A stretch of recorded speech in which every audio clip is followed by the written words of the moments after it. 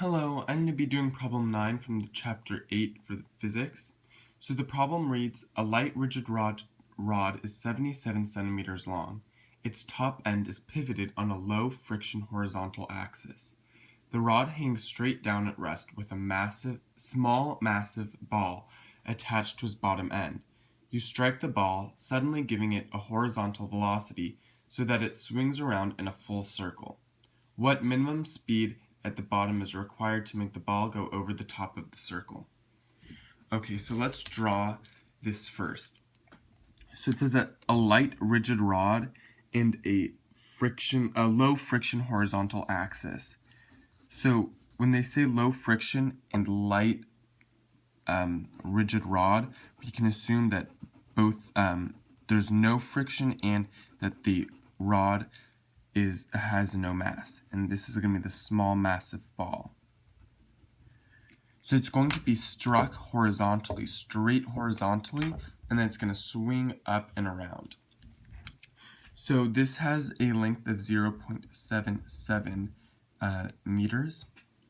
So what we're going to do is we're going to split this into a energy at the top and the bottom, since we're going to be conserving energy, and then we can figure out the velocity needed to get it to the top. So first, let's talk about the top of this. So let's just say that at the bottom, this is going to be h equals 0. I'm going to label that height equals 0. Okay, so at the top, the gravitational potential energy is mgh. So it's mg times 2 times the length of that rod, which is 0.77 meters.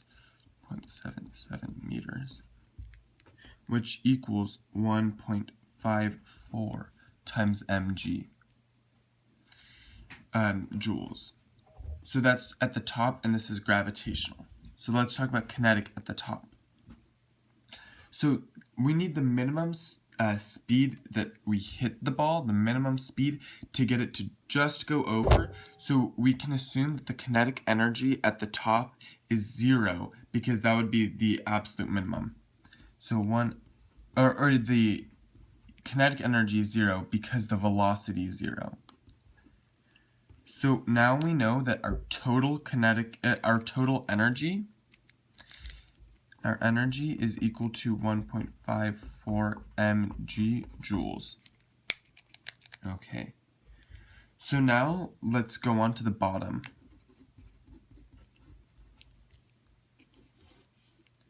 Okay. So let's talk about its gravitational potential energy. Since its height equals 0, it's going to be mgh, and h is 0, so there's going to be no potential energy. So now the rest of the energy is all kinetic. So K equals 1/2 mv squared, which is going to be equal to the total energy of the system, which is the total mechanical energy, which is 1.54 mg joules. So we can get rid of the masses because they're equal, and then v squared equals 3.08 g joules. So our velocity is going to equal 3.08 g meters per second. So if we just plug that in, 3.08 times 9.8 to the 1/2 power, we get a velocity that's equal to 5.49 meters per second. Thank you very much for watching, and I hope I was able to answer your question about potential and kinetic energy. Thank you.